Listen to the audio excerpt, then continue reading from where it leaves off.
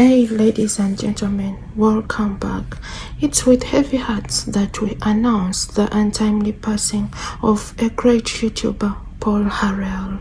The great gun legendary didn't only set his standards so high, but he was a great inspiration to so many that always yearned to reach his bars. His team announced his passing this morning, and Paul Harrell died after a long battle with cancer. Paul's time is very expensive. It's very cheap, even more so. Paul, thank you so much. It's good to have you on the channel. Thanks for that rather flowery lead-in. Oh, we have to give you a little bit of something. For the first time ever, we have Paul Harrell in 10-bit 8K resolution. Yes, you're going to get to see what I really look like, which is not anything Super anyone handsome. wants to see. Super handsome. Well, Paul, this is just an interview just to sit down. I don't want to wax too hard in the beginning, but you've had such a profound impact on the community, on the gun community as a whole. How do you feel? You're trying not to laugh at you. No, I'm being serious. I can't tell you the amount of people that, Micah, you can talk about this. Like, people walk up to me and Micah and be like, hey, we love Grantham, but we started with Paul Harrell. We still watch Paul Harrell every week. Like, you've had a profound impact. What's that been like for you?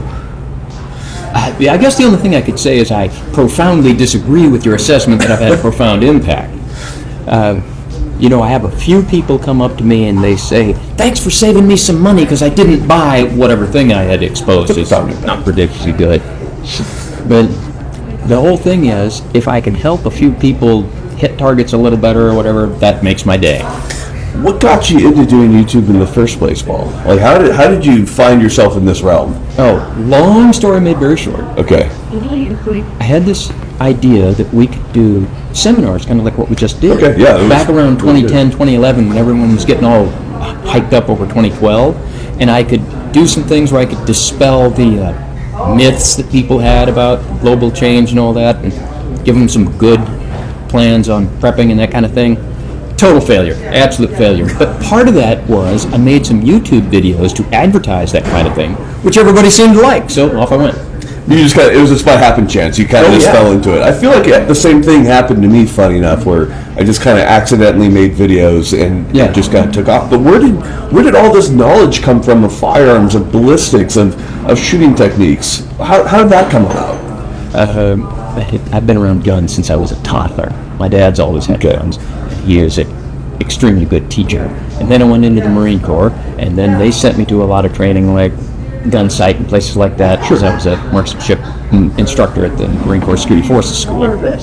And so I had the opportunity to see a lot, learn a lot, read a few articles in magazines, and I try to do my research. I think that's very evident. And so, yeah, it is what it is. And so you had all this knowledge kind of going into starting your YouTube channel, and you started it. Now, I don't know if you ran into the same problem. I know getting into kind of the YouTube sphere, there's always that pressure to keep producing content. So I think one thing that people have always really enjoyed about your content is you do what you like, you do what you know, and you really just expand upon that. So what are some things that like really just kind of that you've loved doing when it comes video-wise for you? That I love? Yeah, like what are some topics that you've loved doing videos on? That's a good question, and I really don't have a good answer for it. The videos I really like are the ones that answer a question that a lot of people asked, and so I can get good information, but at the same time are fun. Like when we did the thing shooting while you're in bed.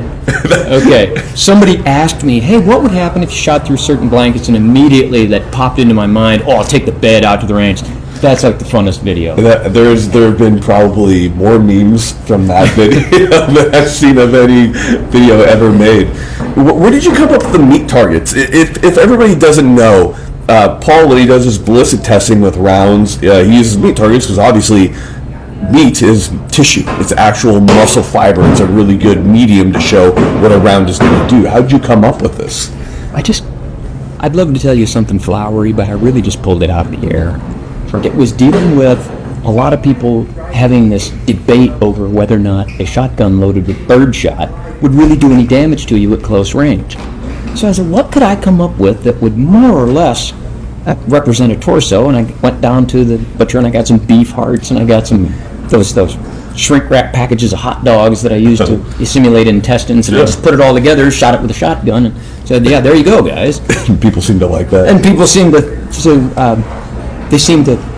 find it entertaining, and to a lot of people, meat and things like that is real, where ballistic gel isn't. No, ballistic gel is not a good approximation of tissue. It's just a medium that we use to represent. And it's consistent. Yeah, exactly. And I would tell you that ballistic gel is a good thing. Mm-hmm. Oh, yeah. And what I really think is the thing is, if one guy's over here shooting soda jugs, and somebody else is shooting bricks, and somebody else shooting ballistic gel, and somebody else shooting a meat target, then the audience gets to see all of this stuff, and they have more information from which they can make up their own mind. Now, you've done a lot of videos at this point. Your catalog of videos is massive. Out of all of those that you've done a lot of ballistic testing, a lot of dispelling of myths. Was there anyone in particular that you were like, holy shit, that is not what I expected? Yes. Okay, I can't remember which one off the top of my head, but I've had a few where, wow, the result we got was not what I thought we'd get. Anything that at all jumps out to you over the years? If you gave me a few minutes, I'd think of something. You can take your time for sure. Another thing to think about is going to be, now, Paul, I know you do own a lot of firearms as well, obviously. You somewhat like firearms. I guess we could say that. You could say you like firearms. Do you? A couple questions I have there is like, I've always taken you to be very staunch for the Second Amendment, to be all about, personal arm protection, being able to protect yourself and your family.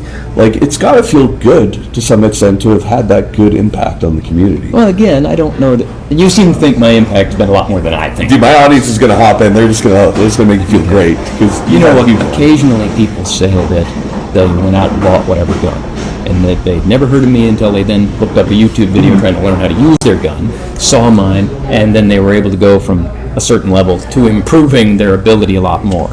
And that is what really gets me. But as far as the Second Amendment community as a whole, as you watch some of his last moments videos before he passed away, let us know what memories that you have and what you learned from him in the comment section. Paul saw it coming, and he always shared his journey to each and every one of us, in so doing to prepare us for what was coming.